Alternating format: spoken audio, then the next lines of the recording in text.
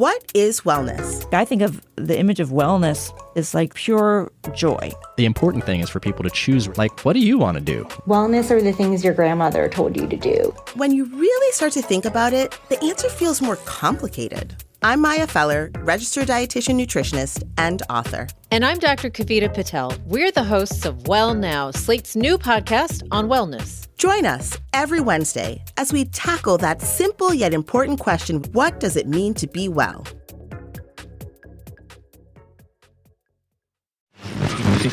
Edit audio. So I was crossing the street in front of my apartment, and I'm doing mental gymnastics about this small bit of money that had just plopped in my lap. Obviously not literally, you know what I'm saying? I had just come into a little bit of cash. Now, as I'm darting between cars, I am plotting out how I will spend the money. And I'm thinking I'll earmark some for my kids' after school crap, and I'll put some into their college funds, and I'll put this much into a slush fund for an upcoming vacation. And that leaves a little bit for us to be frivolous. Now, by the time I had crossed that one intersection, I had spent all of our newfound money. Yes, all of it was on responsible things. All of it was using a systematic approach to finances, but it was gone nonetheless. And my next thought was that my life looked no different. As I continued walking, I started to think about what number would make a huge difference in our lives. Maybe it's 50K, 100K, 250K. I mean, surely that would be enough. But in my head, it wasn't. No number I was saying would be enough. And of course, that's objectively not true. $250,000 completely changes a person's life. I mean, that's $250,000. Maybe it pays off your mortgage. Maybe that clears away debt. Maybe that pays for a kid's college fund. Whatever. It's a change. It's impactful. Yet I felt like my life wouldn't be changed. And as I stood on the street in Brooklyn with cars zooming by me, I realized it was because there was no amount of money in my bank account that would ever make me feel like I had enough, like I would be safe. Hello, folks. I'm Robin Hopkins, and this is Well Adjusting, where I talk to people about life stuff, but not in an NPR way, more like we're at the bar, and we're having cocktails, and I am getting into your business sort of way. Oh, we love a cocktail. Oh, and producer Steph is here too. Oh yeah, hi, that's me. Today we chat, well, when budgeting goes too far. All right, people, I am so excited to share today's interview. I had the fortune of sitting down with two sisters, Niki and Steph, and we talked about one of my favorite topics to obsess over, and that is money and your relationship to it. Now, these two sisters, they were raised in the same household in the same ways, and in many instances, they have wildly different relationships to money, but then in others, they're exactly the same. Both of them are depriving themselves of things and making themselves feel bad for spending. And I have to tell you, I love to talk about this because it just underscores how our relationships with money, they're almost never about money. And I am so thankful to Niki and Steph that they let me poke and prod and get into all their financial business. And I'm telling you, you're going to love it. Let's get to it. Here we go. My name is Steph. We are sisters. 2 of 3. I'm Niki. I'm the eldest of the 3, and Steph is the middle. And we're 3 years apart. Should we say our ages? Does that matter? If you want to, you don't I'm have to. 32. Niki? Stephanie, me, is 28. I'm Steph. I'm the 4th adopted sister. Yeah. Sorry, I lied. Yeah. 2 of 4, not 2 of 3. Producer Steph has brought you two to us. Yes. And everyone should know we're having cocktails. We're Yeah. having cocktails while we do this one. This is I always love when we get to do the cocktails. Yeah. In person. In person. It Very does feel fun. more like just a nice, chill chat. Yeah. So I think for me, I've now been in my current career for probably 8-ish years, and I've significantly grown my income, but it never really feels like enough. And I still feel very guilty when I spend money. Even though I shop a lot, I like to buy things and spend money, but there's always a nagging little bit of guilt behind. And I just don't know if I'll ever feel like I have enough. Yeah, I would say mine's like kind of similar in that I think growing up, I knew that we weren't like, not even like well off, but also like almost like secure, especially after like our parents split up. I think it was like evident that specifically like our mom was like probably living like paycheck to paycheck essentially. It was kind of known that there wasn't necessarily like tons of extra to like go around. And what was it like before that? Did you all live comfortably when the parents were together? still, like I would say similar. I disagree. It's hard to remember that. I was a bit older. Disagreements about I know that's what's so interesting. We have such different probably perspectives. When our parents were together, I mean, our dad is very frugal, I would say, he's Dutch, and I think that he kind of reined in my mom's love of spending. That's fair. Which was kind of, I think, something that became an incompatibility between them. But yeah, I think even though there were maybe money scarcity when our parents divorced, there was also a lot of like credit things. So there were calls we wouldn't answer and stuff that. So already the similarities are so eerie. Like my parents got divorced and our whole financial landscape changed. The creditors called, all that. So it's so interesting. Mm-hmm. And I have the scarcity mindset, but we're going to get more into that. But yeah. So I guess like in a similar way, I would say I don't have like as like I don't work in a field that is like necessarily as like abundant with pay and income, but I think I just like wanted to always like be secure and be able to like do things without thinking twice about it. That I almost went too far the other way, and I'm like, you talk about like the small nagging feeling of guilt. I'm like, I feel like I almost can't even now have an experience and like spend money on like a trip, which is like an amazing experience with your loved ones. And I'm like, this is too much money. This is too much money. And like, it's really not when you look at it in terms of even what's like in my bank account, and I don't spend money on other frivolous things. So like an experience with my loved one should not make me feel like that anxious. well, I do feel like we shouldn't talk in shoulds. Which I think is because it's like you're already, as soon as you go into the should, you already know that you're already putting some expectation on yourself. Yes. But I'm curious, what are each of your, if you are comfortable sharing, like what are your financial situations right now? Like, do you have debt? Are you living paycheck to paycheck? Because there's what you think and what you should do. And then there's what's really actually happening. So what is the real state of your money without the fear? Yeah, I went to university. I paid for it myself, which probably also kind of made this mental thing about money come about. But then I graduated and I got a super good job. So I like paid off my debt, which was great. And then I lived at home for a really long time, which was also super great.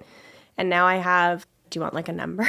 No, but you do have, I have savings. Like a very large savings account. Isn't that interesting? Very interesting, because it doesn't then make sense that then spending like $1,000 on a trip feels like, oh my goodness. Because when you look at it in relation and in perspective, like I don't live paycheck to paycheck. I'm working a job right now. Like I don't make a ton of money, but it was just like an interim job. It's great for what it was, but I essentially will hopefully be a teacher.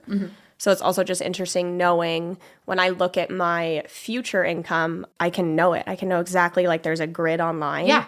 So that also just sometimes feels daunting, because it's like, you're in Canada? Yes, yeah. Is it the same in Canada where you would have like a pension type situation for retirement? Great pension. So like you already don't even have to think about which the end is of your... huge and very nice. But yet. I'm still like, yeah, exactly. I used to be, I think, more of a spender, and then I just went so far the other way. And then it's like almost a thing like when you don't spend for so long and you don't shop for so long, like the one thing feels like, oh my gosh. Well, it's deprivation. I think the comparisons with food and money are always so similar. Like anybody who goes on an extreme diet, I'm always like, that's the dumbest thing you can do. Because one, sure, you're going to lose a lot of weight. And within 2 months, you're going to be right back to it because you're not addressing the underlying issue. Yeah, it's too restrictive, and then it's just your life. And you're going to act out. You're likely to be like, fuck this shit. Binge. You know? And I call like credit card acting out the fuck you slide. It's like, boop, fuck you. Like whether it's to yourself or to the company you work for. Yeah. All right. So now, Nikki, what's the state of your money? So for me, as I mentioned, have been in my field for about 8 years. I work in oncology clinical research, and I work for a pharmaceutical company. So I'm well paid. I was going to say big bucks. Yeah, I'm well paid. I have a lot of perks, and I live with a partner in Toronto who also, he's a HR director, and he has a great job as well. And he has a son. So that's where we're at. We rent right now. We'd love to buy a house. We put money away every month for savings for a house. I try and put money away every month for savings for retirement, and I try and put money away every month for savings for vacation. And I also have a retirement saving through my company as well that they match. So I mean, I'm very comfortable, I think. And guys, Steph's fridge is making ice for us. It knows. It knows that while we talk about this stressful topic, we'll need more. I mean, people are holding fidgets right now. Like ice is being made for drinks. It's like the stress level is very high. But what's so fucking hilarious is that you two are both in fantastic financial positions. I know. Like you're literally sitting here spouting off all the things that when people talk to me about money and I'm like, oh, here's what you do. And these are the things I say to do. Yeah. I know. Pre-save for vacations. Make sure you live debt-free. Make sure your monthly you can pay for. Have your retirement. Like these are all the things you're supposed to do. And you're both doing it. Yeah. I am less anxious about spending money on experiences. It sometimes is still hard. For example, we went out for lunch today and I was like, wow, that's kind of a lot of money for lunch. And I'm like, maybe spending too much money here. But it's like, my biggest example when I knew that I really needed to kind of like look at this was that I don't own a parka, like a winter coat. You don't own a jacket? And I live in Canada. Because you don't want to spend the money. Because I was like existing without it. And when I was in university, I did because I was like busing and stuff. But then I was like living at home. So I just always like got in my car to go somewhere. And they're expensive. And I was like, well, I've not had one for this whole time. Like, do I really need to spend like $300 on a coat? The long and short of it is, yes, you do. Yeah, like I live in Canada where for 7 months I need a parka. It's absurd. Yeah. But I hear deserve and worth coming out of your mouth. And it's like, it feels beyond deprivation. It feels like there's some kind of like, I don't deserve this. And it breaks my heart a little bit because you two will never be in danger of going out of control with money because this is a default setting, good, bad, or whatever. So like you could loosen it up and you're never going to go out of control. And what makes me sad about it is what you're depriving yourself of and what you're putting yourself through in terms of lived experiences, and you're not, being. Yeah, and I do think like through like therapy, when we like started talking about it, it does really come down to like self-worth. So like it is kind of sad and like something we're hopefully working on overall self-worth. But it's like, ain't we all? I do like, it is like, it essentially comes down because I'm like, I would buy my friends, like I love buying my friends gifts. Like anytime I go visit them or like something happens, I'm like, let's get them flowers. Let's do this. Like, let's do this. But you would never do that for yourself. Never. Right? Even a park, like a winter You buy yourself coat. a fucking jacket. Yeah. And You're it does just like, so. I just have an image of you putting on all these layers. I'm making a turtleneck, and I got a sweater.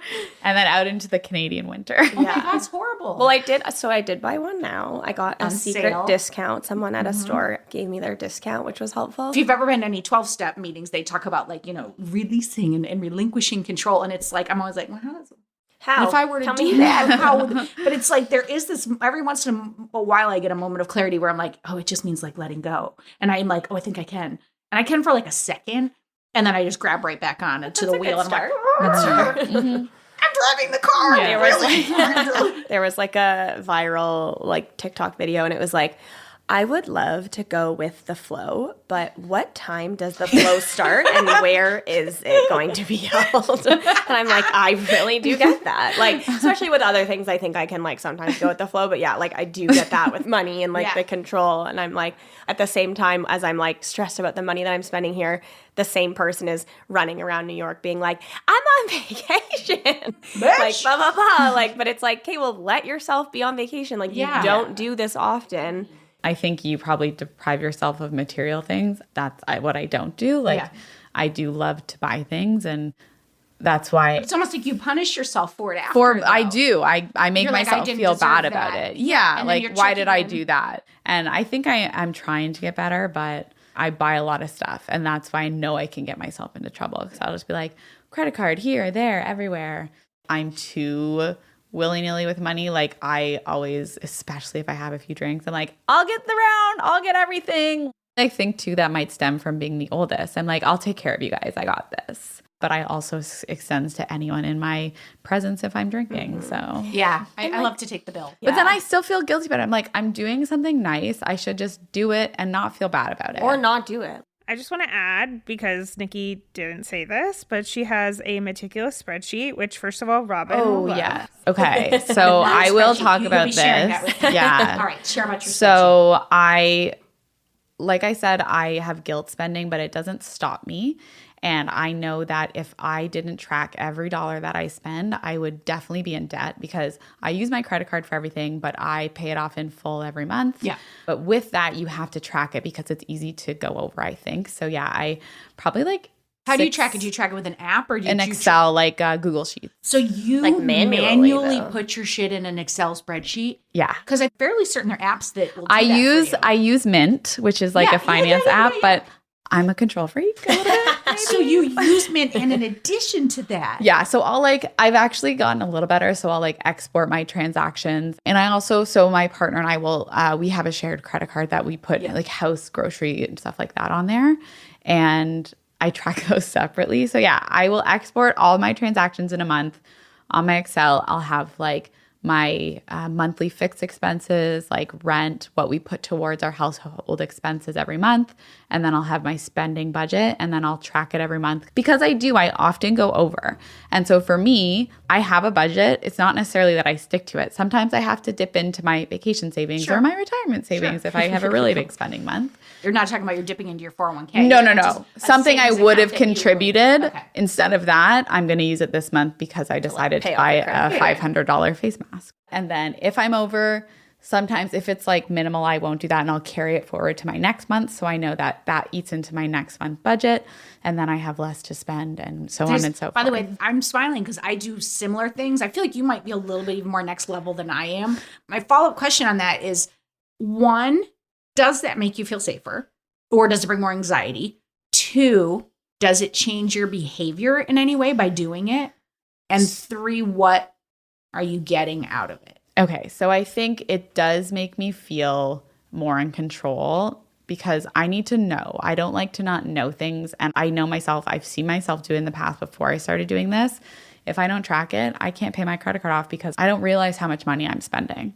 So it does help. But what if, because I do the same thing in that I have one credit card, I pay it each month in full. And I have a target number of what I want our monthly expenses to be as a family, because all of our family expenses go on that. Because I'm like, oh, we'll get miles, and then I pay it off each month, right? Win, win, win, win, win. For sure. But I have a targeted budget, like a loose budget that I know of what our monthlies usually are, and then like what I can do on Amazon, right? Because I'm a lesbian, so I don't do $500 face masks. I'm like, whatever, it looks fine. I did return it. So I have my monthly like number that I want us to hit as a family, right? What's stopping you from just on the 15th, you're halfway through the month, opening up the Chase app or whatever your credit card's with and saying, oh, I'm halfway through that number, I have to slow my roll. I can't even believe I'm about to say this because I'm always for like, you have to do more. I actually feel like you should do less because like, again, I'm going to make a comparison to food because I'm a little bit of like a food addict or if you were a smoker, how much mental time do you spend thinking about like, oh, I'm going to go get that? You might be talking to me. I'll be thinking, I got that ice cream left over at home. I could probably have a little of that one. And I'm nodding. But like, are you doing all that in your head versus being in the moment? And P.S., full disclosure, I am not capable of doing anything that I'm telling you. I am the same person, money equals safety. Yeah. I think that I don't do that in the moment because I know that I'm going to do it later. And I think for me, that's part of it. Like it takes away some of the thinking in the moment. But my therapist also agrees that I should do less. But I am working on it. I will say from the time I started doing this, I was making way less money, like less than half of what I make now. I would log in multiple times a day and update it. Like, I know I didn't buy anything. Why am I going in here? So there's a not self-soothing like that. thing that's going on with like, it. Okay, I didn't spend any money. I'm okay. It does feel like the commonality of your household is security and money. Like you don't feel like you have it. And I'm curious, like, what do you think if you, Niki, were to stop your spreadsheet? I said it out loud.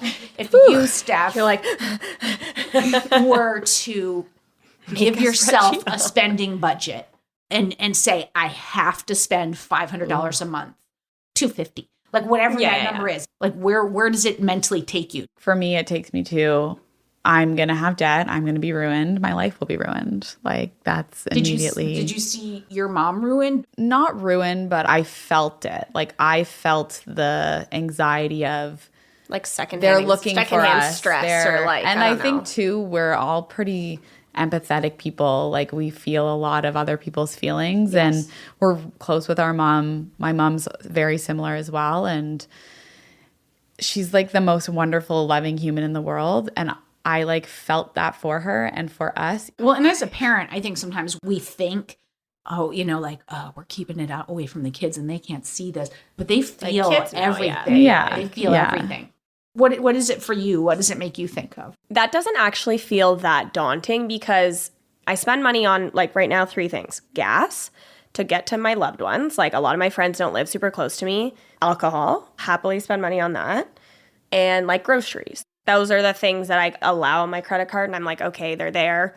I would say, like, on average, my credit card, like, when I pay it every week, in my mind, I'm like $200 to $300 to me is, like, acceptable for a week. Well, I actually would want to say, I want to take it away from a number, because now that you've explained what it is you spend on, and make it be something frivolous. Like, not on your necessities. Yeah. And for you, it's, Niki, it's the extra purchases, the things that are not your monthlies and your savings or whatever. Like, if you only budgeted that and you said, this is a number that would make me feel nice if I did this. But for you, Niki, if you went over it, it would make you feel bad.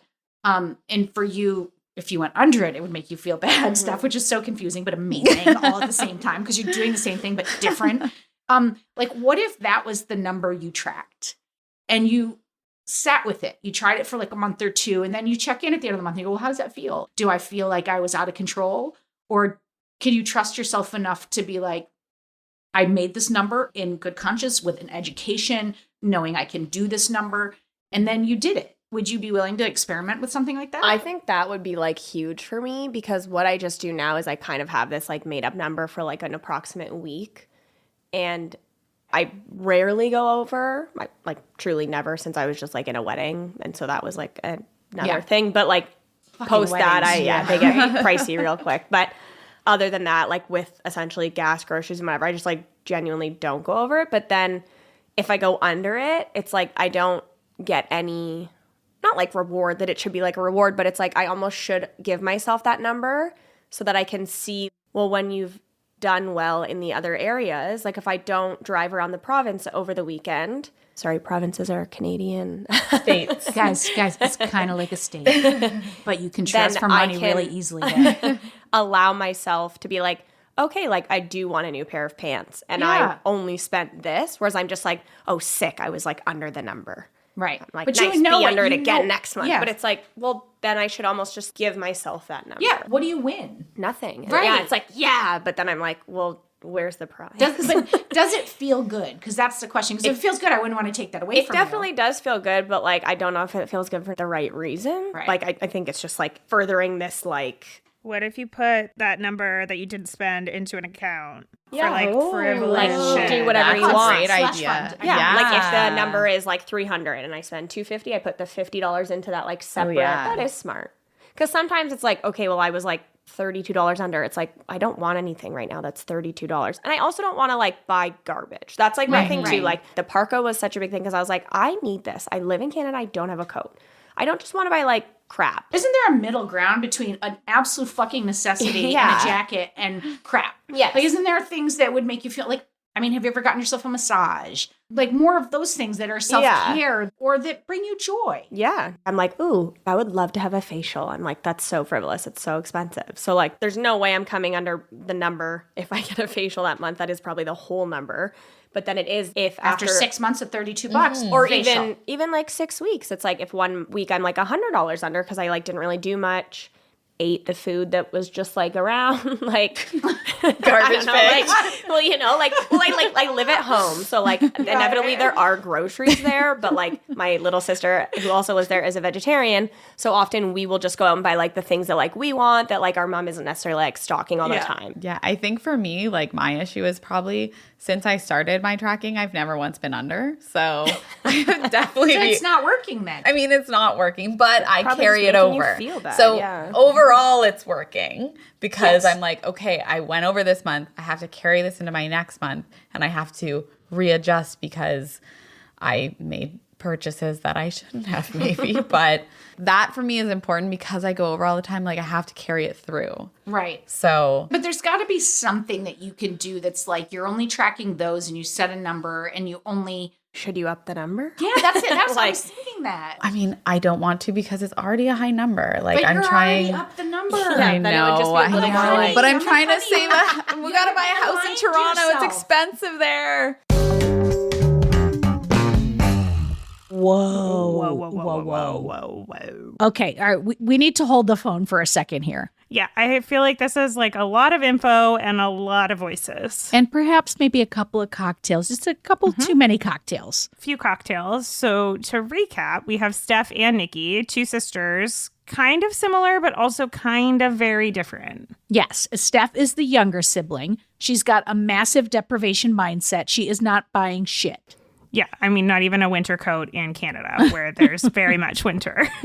And on the flip side, we have Niki. She is the older sibling who is spending, but then obsessing and tracking every penny of it, creating budgets that are clearly not being adhered to, and still somehow managing to feel deprived. Yeah, I mean, I know Niki pretty well, and I can tell you those spreadsheets ain't working. Okay, recap complete. Let's get back to it. Here is Niki once again trying to budget herself. Oh, Niki.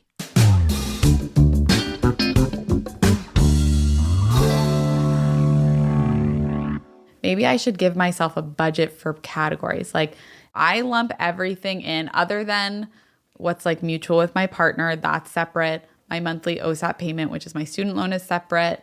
Rent, and then everything else is just like one big blurb. So like every month I can spend X on clothes and X on miscellaneous because on the extras. I think that's the only thing you should be tracking. The others they're like it's the same not every your fault month. if you buy groceries and it's $10 different. Like and there's something to be done with that. Yeah. So maybe if I make myself more buckets, and I think too, I feel like what just happened is she said what we said, and then she just made her spreadsheet more complicated. Okay, that's what I heard. I'm gonna make more buckets. What I will say is Mint has an option where I don't know. We should just look probably like an advertisement for them, but Mint, hit us up. Yes, please. Yeah, it's Talking finances. I love it so much because they are good and they automatically track things. So if I made myself a budget, I could put it in there, but I've just never done it because I wanted to be more in control.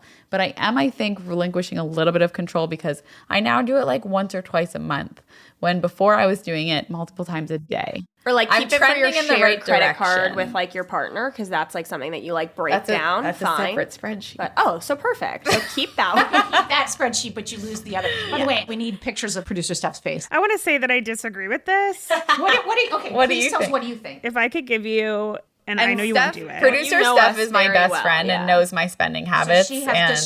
Does she have your permission to say whatever the fuck Oh, she wants to say? absolutely. I think, like, in the way that you go to buy something and you're like, I must agonize over this for 6 months and then maybe get it. I think you don't want to have that conversation with yourself for even like a minute. And I think if you were like, okay, I'm going to set a timer on my watch and think for 10 minutes, do I want to buy this or not?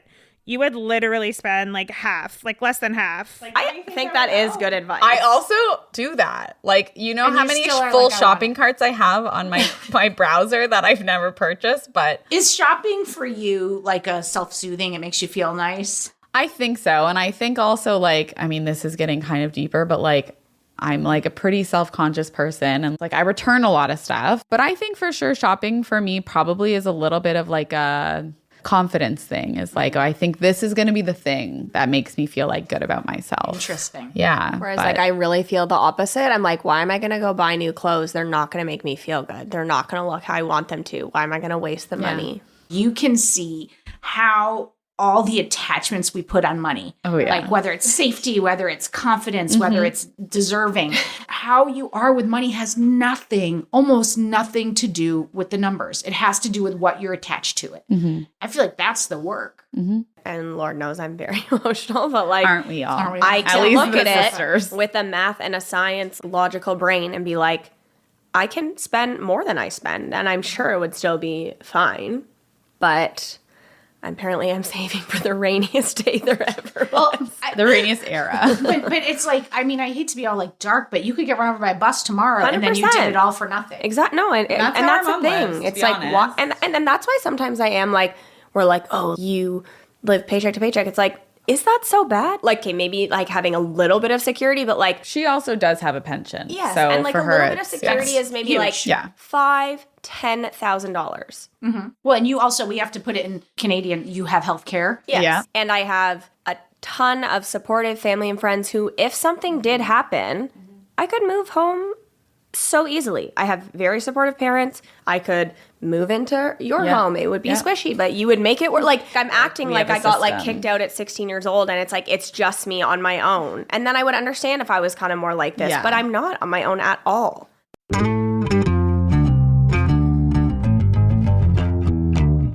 All right, people, raise your hand if you have ever been personally exhausted by email, right? Same, friend, same. We're all so constantly inundated with email.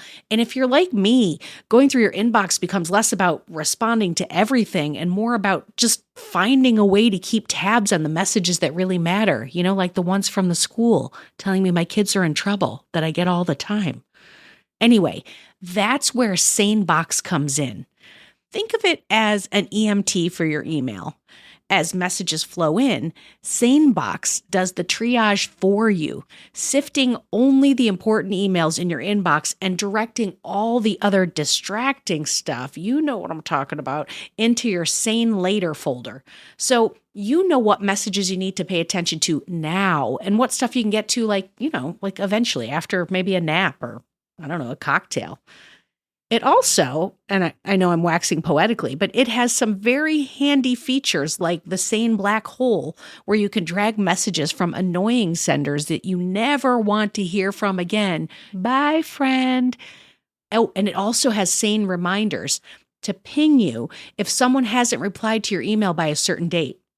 I mean, nothing like having to follow up on your follow-up, am I right? All right, best of all, you can use SaneBox with any email client or phone anywhere you check your email. I mean, come on.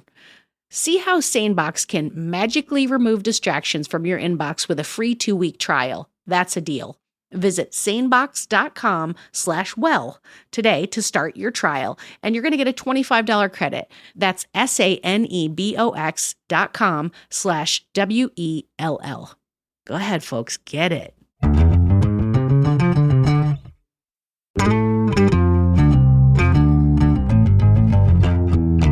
We're both very anxious. Like on medication. Like on medication. Anxiety. Always been, I do think it still is so related to like the emotions, like you said, but there is also that. I think that contributes to it. I feel to this way about many. Well, and there's a soothing that you're soothing with deprivation and you're soothing with spending. Overindulgence. I mean, that's real. Mm-hmm. I think I've always been anxious, but I do think it got much worse in the last like 3 years. So I don't know if that just also combined with everyone was like getting married, buying homes. And I was like, I'm good with my money. I have a good job. I live at home. I don't pay rent. I have a lot of liquid cash. I still cannot buy any house anywhere, like around where I live. Yeah. With my previous partner, he was making significantly more than me. We were probably like our mid-20s and like we lived together, probably like moving towards marriage, that kind of relationship.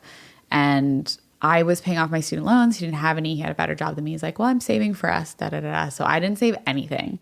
I was putting everything to my loans and like spending and whatnot. But like I didn't have savings. So I was like, oh, I'll pay off my loan. And then we broke up and I was like, oh, I have nothing. So I think now it's like I focus more and like my partner now is actually great about this. He's like, I mean, we should both have our own money. We have our mixed stuff. We have this. But I'm like, yeah, that's important to me now too. Like I never kind of want to be in that situation again where I feel like I have nothing.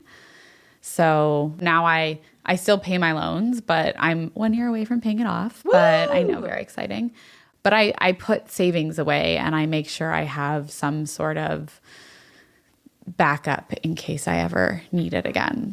I've never talked like this. So this is kind of feels like relieving in a way. Yeah, but I also think like the naming of it, will you then recognize some of your behaviors more specifically and be like, oh, I'm doing that thing and I don't need to do that. For me, I'm like, that is interesting because I'm moving to like a new city and I'm like, again, like, not to say like deserve or worth, but like I deserve to like live my life and be Fuck yeah, you selfish. do. And You that has do. like kind of been a very big thread of it. Like I'm moving to like, I'm pointing at you so aggressively because did you see how you named it negatively? I deserve to be selfish. yeah. Yeah. Which you. is, You deserve it's to true. just celebrate To just yourself. live my life. Live your life. Yeah, and that is even how So I much framed it. Like judgment I was on like, yourselves. I'm moving to this big city, but I've lived at home. Like it's too expensive. And then I was like, yeah, like I deserve to be selfish. It's like, no, I'm just moving to this city, and that's what I deserve to rent have this costs experience. in the city. I can have this experience because I have been smart and responsible. Hopefully, I give myself a little more frivolousness in a new place. I will give myself more frivolousness in a new I place. will give myself. I will be buying clothes. I will be in the London thrift shops buying stuff. By the way, Ellie, I'm like the worst podcast helper where I'm telling everyone to be irresponsible. I'm like, and say it better,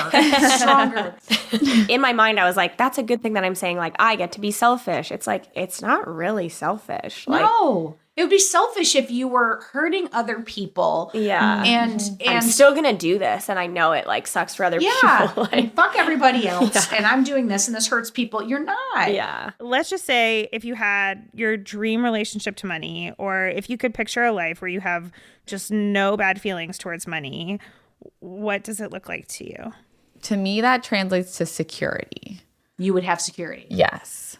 It's not that I don't like your answer. It's that I don't like your answer. Yeah, no, it's that I'm trying to. Like, what is security then? Because you technically already have it now. security. Like, Yeah. there So, is, but like, you don't have a. But like if I it's lost my designed job right now and I have to keep paying rent, I can't find a new job. Like, Do you know why I'm pointing at you? why? Because the question that producer Steph asked you was for you to design your glorious, perfect future, and in it you have now lost a job. You have. I can't find a new place to rent. And by the way, the answer to this question may be that you don't know yet what your healthy relationship with money could look like. I think that is true because I have had this conversation with my therapist and that was my answer. I don't know what is going to make me feel secure. Yeah. I think it might be this. If you feel secure, then there's another feeling that's going to come with it. Yeah. Because like yours and mine is very similar, the security thing, right? Safety. Mine is safety. And for me, if I felt safe with money, then I would feel more free. I would feel more around money. I would feel less weighted. I would feel less anxiety. So it's like when you're speaking something into existence, you want to speak the positive, not the negative. You don't want to say like, I don't want to have a job working in finance. You want to say, I want a job in the arts because you want to speak into existence the positivity. And it may very well be that you're not at a point yet where you know what the positivity would be, right? I think that's a really good point and also something we didn't really touch on, but like this is kind of maybe a whole other thing, but feeling financially stable enough to have children is a big thing for me. You can have mine. They're free. Are they though? No, they're not. Yeah. So that's always been a big thing for me. And my partner and I have had discussions about this and being like, okay, we don't have to own a house to have a child because that's always been in the back of my mind. So I think that's a big part of it for me. And I don't know if maybe having a child will change that for me in a way where I'm like, I can provide for my child. I don't need to buy them luxury things or this or that. It doesn't make them any happier. And even seeing with like my stepson, we can go to a fancy cottage or we can go to a cottage with no power and nothing. Care. He doesn't care. He does the same He's like, thing. is there Wi-Fi? Yeah, truly. And that's a bit eye-opening in a positive way for me. So Well, and I think that having a house, having a cottage, having these things, they're about the things that you could have so that you're safe versus what would show up if you already were safe and if you knew you were safe. And I'm going to go home and work on trying to answer that for myself because I don't know if I can answer that. Like if I knew I was safe for money, what would I, and I would go right to the brownstone. And by the way, and this is how fucked up I am. In the brownstone, there's a rental unit in the bottom. So then that's for my there's always income coming in. Like, and that's a built-in retirement. I agree with that 1,000%. But like, what would I have if I'm safe and secure with money? And I think you and I both have to answer that question. Yeah. Obviously not right now, but we need to think about that. Yeah. Yeah. What will security be? Yeah. Like, will it even be a house, or will you have a house and be like, what if this house gets house can blown burn down by the Yeah. big bad wolf tomorrow? Like, Or like climate change could change every the market can crash, and like we know people who like left a house overnight. Like you don't Is that secure? Like, I'm not, but I'm like, it is almost has to come from like just us Security's working a on state the of mind. relationship. Yes. Exactly. It's not like an actual physical home. not. It might help. Yeah, maybe But more then there's a therapy lot of stuff that comes with that too. One funny thing I was just thinking about security is like, I already make more than both my parents made. Yeah. So it's like, Yes. I'm in a great place. I'm only 32. I make good money. I have an amazing life. And like the money thing like doesn't make me not enjoy my life. Like I love my life. I'm very lucky. I have amazing friends, amazing partner. Like it's just so interesting that like I'm already making more than my parents and I'm still so. You already make more than I ever can as Yeah. a public education teacher. Yeah. Which like is amazing, and you've worked very hard for it. You are in a great place. Like Yeah. Oh, for If sure. you two could both say you're in a great place, I think that'd be huge progress. I am in a great place. I am also in a great place. Yes, and mean it. No, I'm kidding. What occurred to me is your sisters, who are obviously very close and who have a similar issue. You two could be accountability partners in this and a support system to spend some time talking about like, because I suspect there's more underneath it. I mean, it could be just the anxiety that you both are predisposed to and have, but it could also be more than that. It could be something that's tied to the way you're raised or something. And maybe there's something you all could be talking about on the regular and just being like, once a week we talk about this, or I'm willing to do this. Are you willing to do that? Like have that support system for each other. Yeah, I like that. It maybe bring us both a little bit more to the middle. Obviously, this is like such a thing, but everyone's so weird about talking about money. That's one thing I don't think I don't I'm really about, feel that way like, at all as soon either. as But then I- it's like, even when I'm like, should I tell you the exact number of money in my bank account? I'm I'm like, I was like, in my head, I was like, yeah. I would, but is that inappropriate? Like, it's Well, just you're like telling the world, There's really. like a weird, there's just like a weird, It's just such like a you weird. don't ask somebody how much they make. You don't ask how much they Which, bought like, the house for, which it's meanwhile, I so do all those hard. things, I do too. though. Yeah. Yeah. Like, what'd you pay? But I mean, I think there could be real support for each other. And even a bigger, better goal is more joy, less anxiety. And even if it's, what is that whole 10% more? Like, even if it's just a little bit more, what does that free you up for? Yeah. Like, if you have 10% less anxiety about money and you have 10% more joy, what can come in behind that? Yeah. Yeah. I really like that because I do think for me, it's like I have the money, I have a budget, I'm in my career, and I'm able to buy things for myself that I want. And I shouldn't make myself feel bad about it then. And if I can let that go, like I'm actually really excited to try the mint only. No, the mint only. mint only. thing. Okay, yeah. Just Mint the only. one spreadsheet. Because you for the can set the couples. buckets up there. So I'm like, okay, I'll set the buckets up and then it'll be kind of automatic. And it's more done for you. Like they see like, oh, a gas station. They're like, okay, that's gas. And they'll be like, you're over. And maybe you set like I'm allowed to check once a week. Yeah, I like that Or the too. Because I 15th do and think the 30th. I think the first part will be Just will one be step at a time. challenging, but then I think once I get more into the groove, then I can limit how much I check. So I am so appreciative that you both just like put your heart and your emotions and your feelings out on your sleeve. There's no way that we are alone in this feeling and how complicated and complex our feelings are to money. So I'm so thankful that you did this and we got to have some cocktails and it was like, I really enjoyed talking to you both. yeah, It this is is nice. great.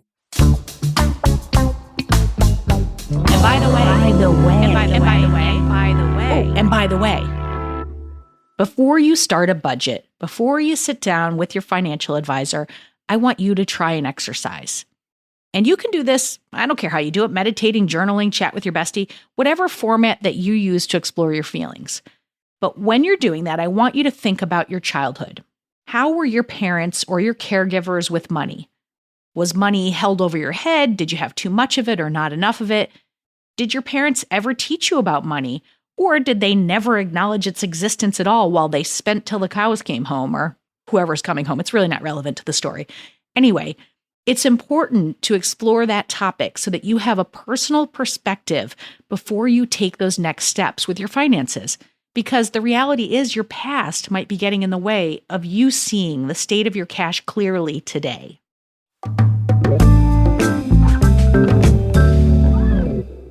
All right, people, it is time we get a little advice from our expert of the day. This is someone who I go to with all my money questions. Let's hear from Elise. My name's Elise, and I talk to people about money, how they spend it, what are they spending, what do they want. If they can afford it, spend it, because you can't take it with you. Yes, you should have some in case you're, You need someone to wipe your bum when you're older, but you got to live life a little bit. You know what my mother says? She goes, you got to know when to spend money. Like if you're stranded somewhere and it's time to take a cab, she's like, you got to know when to take a cab. Sometimes you just have to spend money. Buying a coat in Canada is one of them. I do think someone like that first has to address the mental aspect of why am I never spending any money? Do I not deserve it? If you're afraid to spend and you don't have any, then you're smart because then you'll get into debt. So it all depends if they have any money. Like, do they have a nest egg? Do they have regular work with regular income? Do they have health benefits? Because then if you get sick, you do need certain things. If you can afford it, give yourself a break. If it's Netflix, whatever it is you want, you deserve something. Some people might like to know I have $200 a week for food. That may help them budget out. You know, it's like Weight Watchers points, right? I'm going to have the oyster po' boy for today, and that's my meal, right? Like some people can do that. They want a big splash, and some people want to do it little by little. I do want her to get rid of that spreadsheet. She's funny and she's wise. And I will have to say, on a side note, Elise was the hardest person to book. She was all, I'm not an expert. Ridiculous. Thank you, Elise.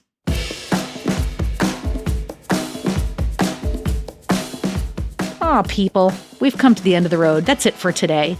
But before we go, I do want to say so many thanks to the other Steph and Niki for being so honest and open about their money situation. I mean, they shared all of it, and that's so helpful to everyone. For more Robin, and you may need that, you probably don't need it, but like if you do, you can follow me at Real Rob Hops on all the platforms, all the socials, as the kids today say. Well Adjusting is an Edit Audio original, exec produced by Steph Colburn and Robin Hopkins. Thank you to Maria Passingham, Kathleen Speckert, and the whole Edit Audio team. Oh, hey, before you take out those AirPods, this show is just for entertainment. If you are in need of help, please, please, please reach out to a professional. Go ahead and get that help. You deserve it.